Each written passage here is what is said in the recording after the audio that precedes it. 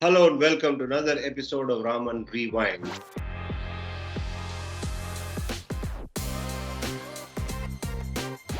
I started off this series reminiscing about Sachin Ramesh Tendulkar, and of course, it was fitting in the sense that it happened to be around his birthday, and that's the reason I chose to talk about Sachin Tendulkar. Now, for those who have seen cricket in the late 70s until late 90s or mid 90s, you would have been a great fan of one all-rounder, the likes of which is not being seen since then, as far as Indian cricket is concerned. And he was a part of the quartet of all-rounders, which is considered to be the best around that time. Yes, it's none other than Kapil Dev Nikunj.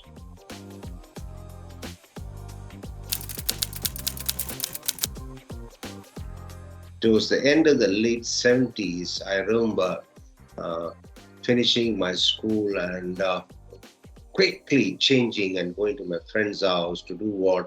Not to play and have fun, to see one athletic, exciting cricketer running in and bowling his heart out in the roads that were considered as pitches in Pakistan. He was playing under the captaincy of Bishal Bedi and he bowled his heart out.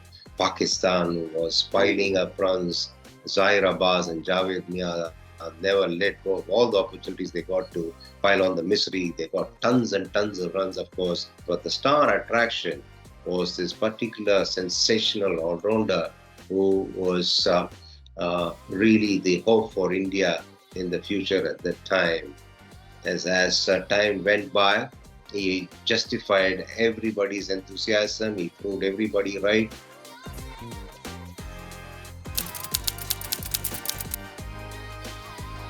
And as far as Indian cricket is concerned, the question of whether India will have another cricket like Kapil Dev is something that will always be posed. And I'm sure that not many can really give an answer with conviction. I would tend to believe that if they shed the kind of diplomacy in their answers, I think the answer will be a simple, not likely.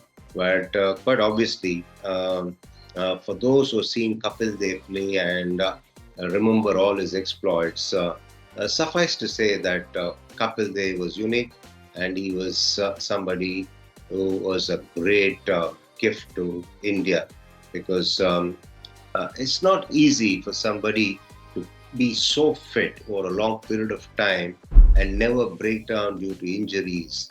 The only occasion that he missed a test match was when he was dropped, mind you. Kapil Dev was dropped. Yes, things can happen in Indian cricket.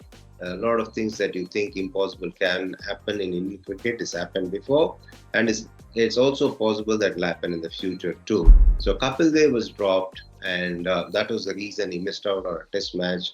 Otherwise, it speaks volumes of his fitness, and also it speaks volumes of the ability of Kapil Dev to understand his body uh, as nobody else could, and knowing what to do and how much to do was the key to his fitness. Because I assure you, we all trained with Kapil Dev now and then, and the ease with which he would train and the kind of regimen he had to remain fit was fantastic. If you spent about half an hour, 45 minutes with him doing the various things that he did, running, crunches, or be it the stretching, or be it the sprinting, it would appear that you're hardly doing anything because he could do things with absolute ease.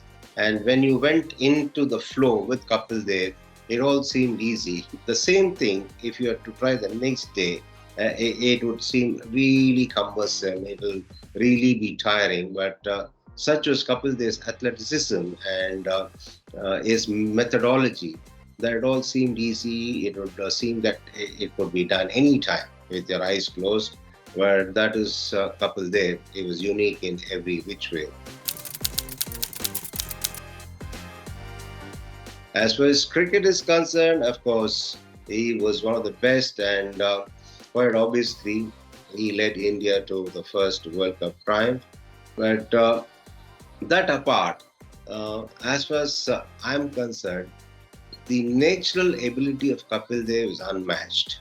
I have not seen many with the natural ability that he had. I'm talking about all-round ability. What perhaps was not really seen much by his fans and the fans of the game in general was his ability to take catches in the slips. Would you believe it? He was brilliant. But because he had to bowl a lot, because he had to obviously switch on and switch off, he did not really pursue fielding in the slips. Yes, we've had Ian Botham, Mike Hendrick, fast bowlers who fielded in the slips. We had Jack Cullis fielding the slips. Brian McMillan fielded in the slips. There are a lot of fast bowlers who felt that it was not a problem fielding a slip. A couple they thought differently. A couple there was not just restricted to cricket. He obviously could play other sports with the same felicity, with the same proficiency and efficiency that he played with cricket. Golf has been his love after he gave up cricket, so much so that if you did not see Kapil Dev meeting somebody to discuss multi-million dollar deals, you would find Kapil Dev on a golf course. Yes, he loved his golf. He plays brilliant golf, makes it look easy. And it's not just golf alone. He's also good in a lot of indoor sports too. And it would almost give you an impression if you were to see Kapil Dev engage in a sporting activity that God just sent him down to earth to play sport with as much ease as anybody could. And it's really uncanny to see Kapil Dev, the sportsman, play different sports. And all you would do is, at the end of the day, is admire that man, and you would think, yes, this is something that you need to see and admire. It's not something that you try because you're always going to be playing the catching up game to do things like Kapil Dev did.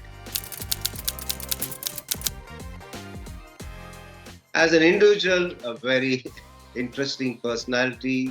There'll be a lot of fun around him. There'll be a lot of laughter around him, and some conversations are absolutely unbelievable. Yes, I do remember a few occasions, even on the field, where Kapil Dev would be highly entertaining when he was neither batting nor bowling. For instance, we were batting together in a game in Christchurch, and Richard Hadlee was bowling with the second new ball on the final morning of the Test match. And Richard Hadlee was always immaculate with his swing and seam on his length. And there he was coming and bowling lovely outswingers. And Kapil Dev, right through his career, I personally felt that he would decide to do things in a certain way, and he would end up doing, regardless of the fact whether the conditions suited his plan or whether the situation demanded that he played that way, he would go ahead with whatever he had planned to do. And that is surely because of the supreme natural ability he had and the guts to execute them without any kind of fear. So back to that story of Richard Hadlee bowling with his second new ball, immaculate outswingers. Kapil Dev decided he had to go for runs. He had to get runs quickly or dominate. So after a few deliveries, he just had a bit of a look-see, and then he decided to go after Richard Hadlee. Superb outswingers pitched around the off stump. Our man would hike them over a square leg, mid-wicket, and then he would go across and then use his wrist and play them behind square to pick up boundaries at will. And then Richard Hadlee obviously decided to change his ploy. He started bowling in swingers. And what does Kapil Dev do? He moves inside, goes straight inside the line of the ball and places them against the swing over covers. And then he comes, after a couple of overs, he comes across to me, he's asking me very seriously, मैं तो swing के against खेल रहा हूँ थोड़ा, बताओ ना खेल रहा हूँ तो. So what do you tell a man like him? He's getting runs easy like Sunday morning, playing against the swing.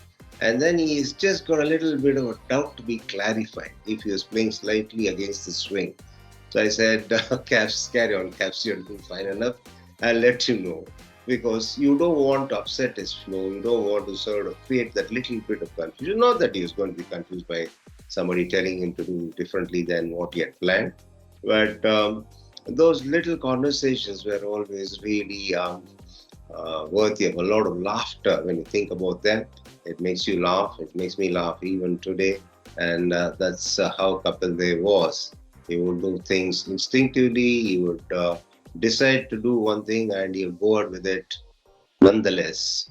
So that's what fetched him a lot of success. There's another instance at Port Elizabeth. We were up against the wall, and in the second innings, Kapil Dev was really batting well. During the tea break, I asked Caps, I said, Caps, what's the computer saying? What have you fed into the computer? No matter what happens, the very first over after tea that Alan Donald bowls to me, I'm going to hit him for a straight six. So I didn't obviously say it verbally. I just had a look at the scoreboard quickly enough and then asked Caps six of Alan Donald, first over after tea that he bowls. He said yes. So I said, okay, if that's what you've fed into your computer, that's what you're going to do. So Alan Donald does not bowl for some time on resumption of play after tea, maybe around half an hour, whatever. Then he comes back. Alan Donald bowls the first over. I think it was the third or the fourth ball of the over. Kapil Dev was batting at the far end, and true to his word, he plonks his front foot forward and then extends his bat. What was the result? The ball landing very close to where we were sitting. And Kapil Dev, in his usual inimitable style, was just biting his lower lip and then acknowledging the crowd with a bit of shyness, because I think he got close to 50 or got past the 50 or something like that. So that was Kapil Dev for you. And a fantastic all-rounder, interesting character, and more like a big brother for a lot of cricketers. Even after his retirement from active cricket, he did perform a lot of roles in cricket. He was a coach of the team. But what Kapil Dev will be remembered for is daredevil spirit and his fantastic athleticism and his natural ability to play this game as brilliantly as he did and to make it look as easy as he did. Obviously, there are people who could do things like that, and there are a lot more who are perhaps better off admiring the ones that could do it as well and as easily and as brilliantly as Kapil Dev did. Caps, thanks a lot for all the fantastic moments that I had the privilege of sharing with you, and also from seeing you on either side of my coming into contact with you. Wish you all the very best, Caps, in the future. And that's it for now in this episode, folks. I'm sure that those who saw Kapil Dev will be obviously thrilled that you had the privilege of seeing him, and will also appreciate that it's not easy for somebody to provide the thrills that he provided in the various departments of cricket. And once again, for those who are joining us for the first time, try and subscribe to the channel, press the like button, also press that bell, which will help you get the notifications when we put up a video. For those who have been watching us on a regular basis, continue to do so, and please keep providing the feedback that you've been doing so far, because that is very important to me, and it will also help me in trying to put out things that you would like to see in the future episodes. So as I sign off the way normally I do, until I catch up with you next time, be good and stay safe.